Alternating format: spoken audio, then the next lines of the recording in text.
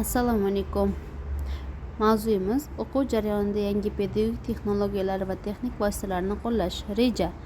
1. Yangi pedagogik texnologiyalar tushunchasi va ahamiyati. 2. Yangi texnologiyalarni amaliy qo'llash.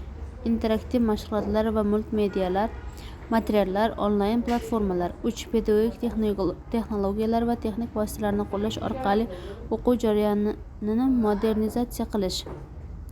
Yangi pedagogik texnologiyalar tushunchasi va uning ta'limdagi roli. Innovatsion texnologiyalar. Yangi pedagogik texnologiyalar o'qitishda zamonaviy yondashuvni, interaktiv va multimedia vositalarini qo'llash orqali ta'lim sifatini oshirishda xizmat qiladi. Ta'limdagi roli. Ular o'quv jarayonini samarali, qiziqarli va motivatsion qilishda muhim rol o'ynaydi. Shuningdek, o'quvchilarning mustaqil fikrlash va kreativ qobiliyatini rivojlantiradi. Modernizatsiya jarayoni. Yangi pedagogik texnologiyalar ta'limni yangilash, raqamli muhitga moslashtirish va yosh avlodning talablari asosida ta'lim tizimini takomillashtirish uchun zarur. Pedagogik innovatsiyalar va ularning ta'lim jarayonidagi ahamiyati. Innovatsion yondashuvlar pedagogik innovatsiyalarni ta'lim jarayonini rivojlantirishda yangi metodlar va texnologiyalarni joriy etadi, o'quvchilarning qiziqishini va samaradorligini oshiradi. Texnologik rivojlanish. Zamonaviy texnologik va pedagogik vositalar o'quvchilarga yanada interaktiv va qulay ta'limni muhitni yaratishda imkon beradi, ta'lim sifatini tezlashtiradi, o'quvchilarning ta'siri innovatsion, ularning fikrlash qobiliyatini kengaytiradi, mustaqil fikrlash va muammolarni hal qilishga tayyorlaydi, ta'lim jarayonini yanada samarali qiladi. Yangi pedagogik texnologiyalarning o'quvchilarga ta'siri va foydalari. Innovatsion ta'sir. Yangi pedagogik texnologiyalar o'quvchilarning o'rganish jarayoniga qiziqishini oshiradi, ularning motivatsiyasini kuchaytiradi va o'quv faoliyatini yanada samarali qiladi. Interaktiv faollik. Bu texnologiyalar yordamida o'quvchilar o'quv jarayonida faol ishtirok etadi, fikrlash va muammolarni yechish qobiliyatini rivojlantiradi, mustaqil fikr yuritadi. Motivatsiya va qiziqish. Multimedia va onlayn platformalar orqali ta'limga bo'lgan qiziqish oshadi, o'quvchilar o'z maqsadiga erishishda yanada faol va ishonchli bo'ladilar. Pedagogik texnologiyalar va texnik vositalar orqali ta'lim sifatini oshirish. Innovatsion texnologiyalar. Pedagogik texnologiyalar va texnik vositalar yordamida o'quv jarayonini yanada samarali qilish mumkin. Bu metodlar ta'lim sifatini oshirishda asosiy rol o'ynaydi, interaktivlik va motivatsiyani kuchaytiradi. Raqamli resurslar. Multimedia, onlayn platformalar va interaktiv dasturlar yordamida o'quvchilarning tushunishini rivojlantirish va o'rganishni qiziqarli qilish mumkin. Bu usullar ham jarayonni zamonaviylashtiradi. Baholash va rivojlantirish. Yangi texnologiyalar bilan ta'lim jarayonining natijadorligini kuzatish va baholash imkoniyatlarini kengaytiradi. Bu pedagoglarga individual yondashuv va sifatli ta'limni ta'minlash uchun muhimdir.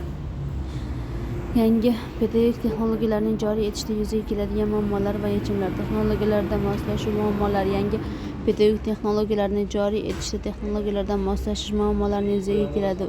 Bu esa pedagoglar va o'quvchilar uchun yangi metodlar o'zlashtirishni murakkablashtiradi. Infratuzilma va resurslar cheklovlari. Ta'lim muassasalarida zamonaviy texnologiyalar uchun infratuzilma va texnik vositalar yetishmasligi, shu bilan birga moliyaviy cheklovlar muhim muammolardan biri. Pedagogik yondashuvlar va tayyorgarlik. O'quvchilarning yangi texnologiyalar tayyorgarligi va pedagogik yondashuvlarni yangilash jarayoni vaqt va resurslarni talab qiladi. Bu esa o'zgarishni sekinlashtiradi. Yangi texnologiyalarni qo'llashda pedagogik yondashuv va metodlar. Innovatsion yondashuv. Yangi pedagogik texnologiyalarni qo'llashda innovatsion yondashuvlar muhim. Ular o'qitish jarayonini shaxsiylashtirish va interaktivli qilish imkonini beradi. Interaktiv metodlar. O'quvchilarni interaktiv metodlardan foydalanish talabalar faol ishtirokchi ta'minlaydi. Muhokamalar, guruh ishlari va texnologik vositalar bilan ta'lim jarayonini boyitadi. Individual yondashuv. Har bir o'quvchining ehtiyojlariga mos keladigan yondashuvlar qo'llash texnologiyalar yordamida motivatsiyani oshiradi va ta'lim samaradorligini kuchaytiradi. Interaktiv texnologiya bilan o'quvchilarning faol ishtirokini ta'minlash. Interaktiv texnologiyalar o'quvchilarning faol ishtirokini oshirishda muhim rol o'ynaydi. Ular yordamida o'quv jarayoni dinamik va qiziqarli bo'lib, fikrlash va muammoni hal qilish qobiliyatini rivojlantiradi. O'quvchilarning fikr bildirishlarini bu texnologiyalar orqali talabalar onlayn anketalar, diskursiyalar va virtual muhitlarda fikrlashni erkin ifoda etadilar. Bu usul ularning faolligi va o'qishga bo'lgan qiziqishini kuchaytiradi. Guruh ishlari va interaktiv o'yinlar. Guruhli loyihalar, o'yinlar va simulyatsiyalar o'quvchilarning zamonaviy ishlashini rag'batlantiradi. Ular nafaqat bilimlarni mustahkamlash, balki muloqot qobiliyatlarini ham rivojlantiradi. Texnologiyalar bilan shaxsiylashtirish. Interaktiv texnologiyalar yordamida ta'lim jarayonini shaxsiy ehtiyojlarga moslashtiradi. Bu o'quvchilarda o'z tezligini o'rganish imkonini beradi va motivatsiyasini oshiradi.